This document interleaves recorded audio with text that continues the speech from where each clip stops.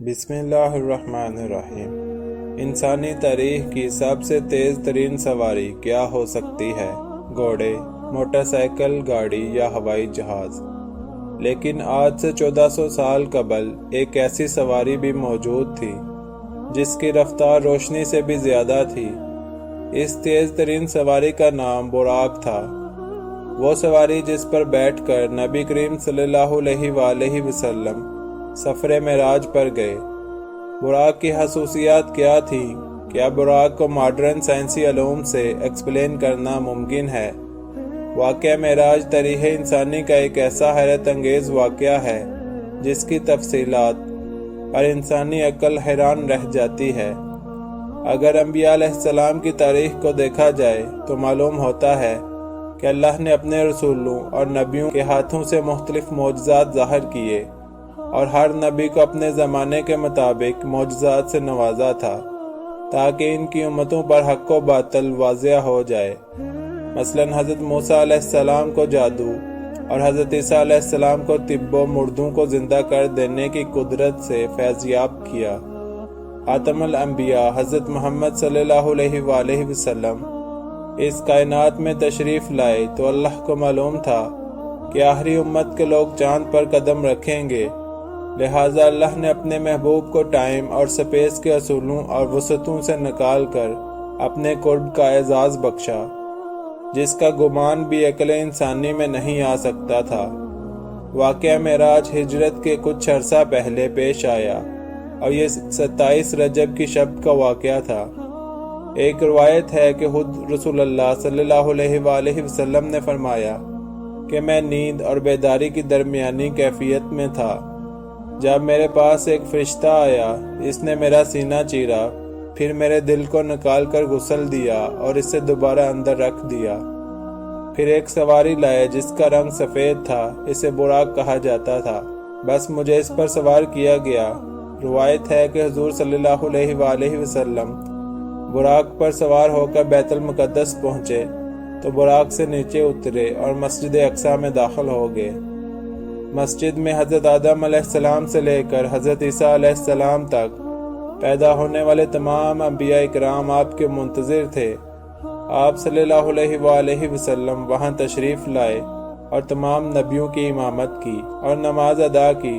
نماز سے فارغ ہونے کے بعد آپ دوبارہ براق پر سوار ہو کر آسمانی سفر پر روانہ ہو گئے۔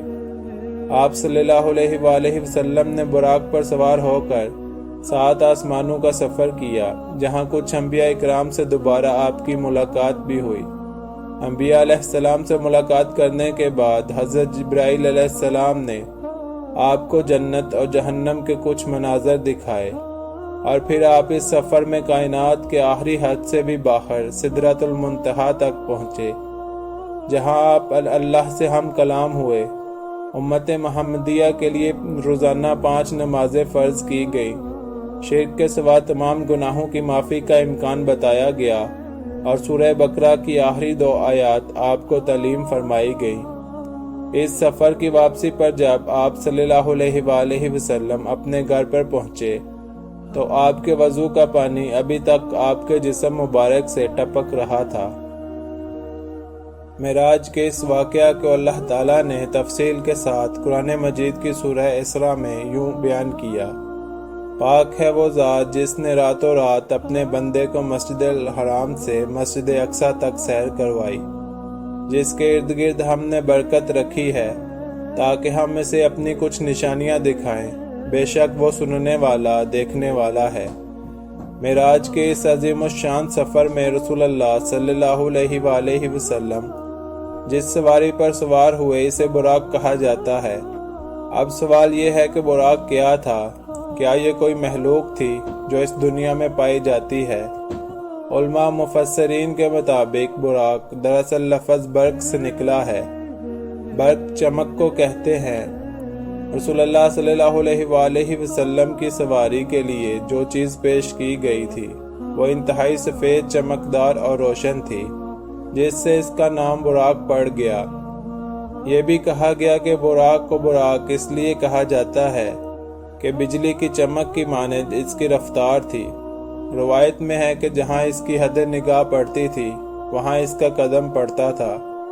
انسانی ذہن میں یہ بھی سوال پیدا ہوتا ہے کہ اللہ تعالیٰ نے رسول اللہ صلی اللہ علیہ وآلہ وسلم کی سواری کے لیے براق کا ہی انتخاب کیوں کیا، جبکہ وہ اس بات پر قادر ہے کہ بغیر کسی سواری کے آپ کو سفر کے تمام مراحل طے کروا دیتا۔ علماء نے لکھا ہے کہ معراج کے سفر میں سواری کے چناؤ میں بڑی حکمت ہے۔ حالانکہ اللہ اس بات پر بھی قادر تھا کہ اپنے نبی کے لیے زمین کو سکیڑ دیتا، لیکن اللہ نے سفاری کا انتظام اس لیے کیا تھا کہ اللہ کے رسول کو ان سے مانوسیت ہو، کیونکہ بادشاہ جب اپنے مقربین کو اپنے دربار میں بلاتا ہے تو اس کے لیے سواری روانہ کرتا ہے۔ کچھ علماء براق کو ایک جنتی جانور بتاتے ہیں جو خصوصاً معراج کی رات کو ہی رسول اللہ صلی اللہ علیہ وآلہ وسلم کی سواری کے لیے اس زمین پر آیا تھا۔ واقعہ معراج اللہ کا حیرت انگیز معجزہ تھا، جس طرح سے ہر معجزے کو سمجھنا اور ثابت کرنا انسانی عقل کے لیے ممکن نہیں، اس طرح سے معراج کے اس سفر کو سمجھنا انسانی ذہن کے لیے ناممکن ہے۔ لیکن جدید فزکس میں آئنسٹائن کی تھیوری آف ریلیٹیوٹی کے مطابق اگر کوئی شخص ایک ایسی سواری میں سفر کر رہا ہو جس کی رفتار لائٹ کے برابر ہو تو اس کے لیے وقت رک جائے گا، اور جب وہ 20 سالوں بعد اس زمین پر واپس آئے گا تو یہاں کچھ ہی سیکنڈ گزرے ہوں گے۔ لہٰذا براق کی رفتار بھی روشنی یعنی برق کی رفتار کے برابر تھی۔ اسی وجہ سے اس سواری کا نام براق تھا۔ آپ صلی اللہ علیہ وآلہ وسلم جب اس رفتار سے سفر معراج کرنے کے بعد واپس تشریف لائے تو وقت بالکل نہیں گزرا تھا، اور آپ نے کئی سالوں کا سفر چند لمحوں میں ہی طے کر لیا تھا، جسے آج 21ویں صدی کی سائنس ٹائم ڈیوریشن کی شکل میں تسلیم کرتی ہے۔ لیکن آج بھی انسان سپیس ٹیکنالوجی میں اتنا آگے نہیں بڑھا کہ ہر سوال کا جواب سائنس کی بنیادوں پر دے سکے۔ واقعہ معراج حضور صلی اللہ علیہ وآلہ وسلم کا ایک دائمی معجزہ ہے، جس کی حقانیت اور سچائی نئے نئے سائنسی انکشافات کے ساتھ واضح ہوتی جائے گی۔ امید کرتا ہوں آپ کو آج کی ویڈیو اچھی لگی ہوگی۔ ویڈیو اچھی لگی ہے تو ویڈیو کو لائک اور چینل کو سبسکرائب کر دیں۔ اللہ تعالی ہم سب کا حامی و ناصر ہو۔ اللہ آمین یا رب العالمین۔